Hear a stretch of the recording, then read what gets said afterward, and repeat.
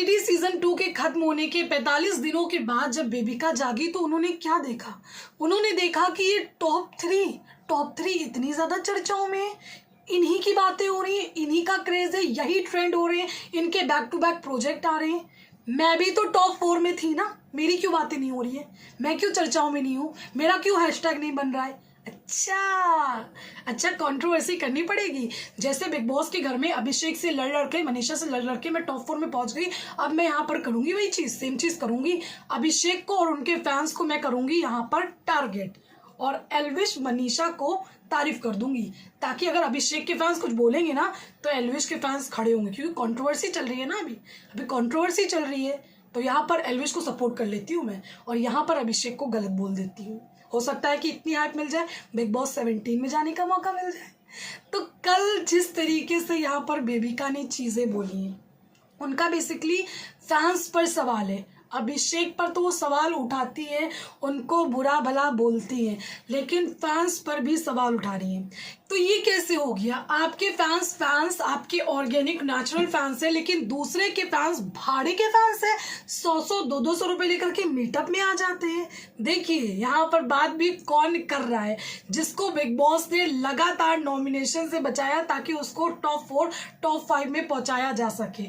ताकत तब रियल दिखती जब ये लगातार नॉमिनेट होती, और फिर जनता इनको वोट करती ना करती वो उसके ऊपर डिपेंड था। अब यहाँ पर फैंस पर सवाल उठा रही। मैडम गई थी लाल बागचे राजा के दर्शन के लिए। वेल ये एक ऐसा स्थान है जहाँ पर कई सारे लोग आते हैं।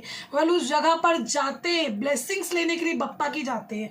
और हम बात कर लें इंडिया में कुछ लोगों की, तो उनका क्या होता है, अगर टीवी में किसी को देखा है तो उसको अगर देख करके तो खुश हो जाते हैं, बहुत खुश हो जाते हैं, और उसके बाद एक फ़ोटो ही मिल जाए, वो हाई कर दे, तो जा करके लोगों को बताना होता कि अरे उसको मिले थे, भले वो उसके फ़ैन होंगे नहीं होंगे, चलो मान लेते हैं कि 4 आपके रियल फ़ैन थे, लेकिन वो आपके रियल फ़ैन है, ऑर्गेनिक फ़ैन है।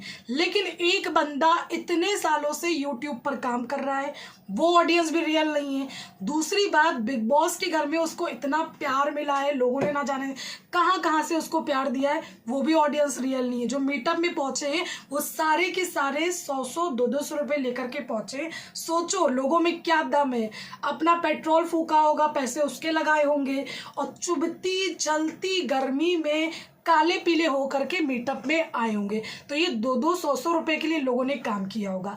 तो सोच लीजिए किस तरीके की मेंटालिटी है, किस तरीके की बात की जा रही है।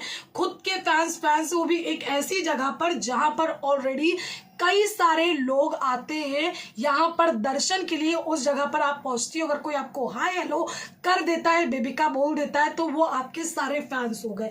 लेकिन अगर स्पेशली कोई किसी से मिलने के लिए आ रहा है, मीटअप हो रहा है, हजारों लोग आ रहे हैं, तो यहाँ पर क्या है, वो सिर्फ 100-100 200 रुपये ले करके आए हैं, भाड़े के फैन से। इस तरीके की बातें।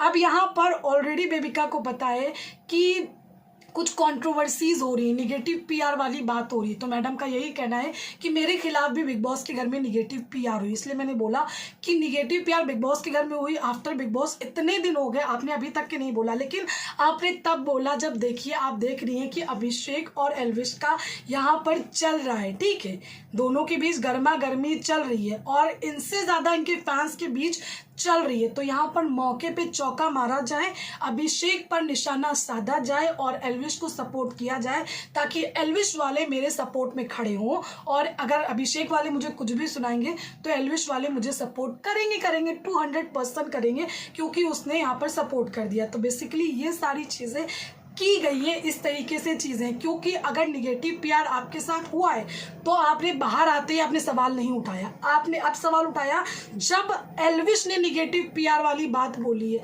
पहले क्यों नहीं उठाया? क्या कहना चाहेंगे आप इस पर? कमेंट में ज़रूर बताएं। Thank you.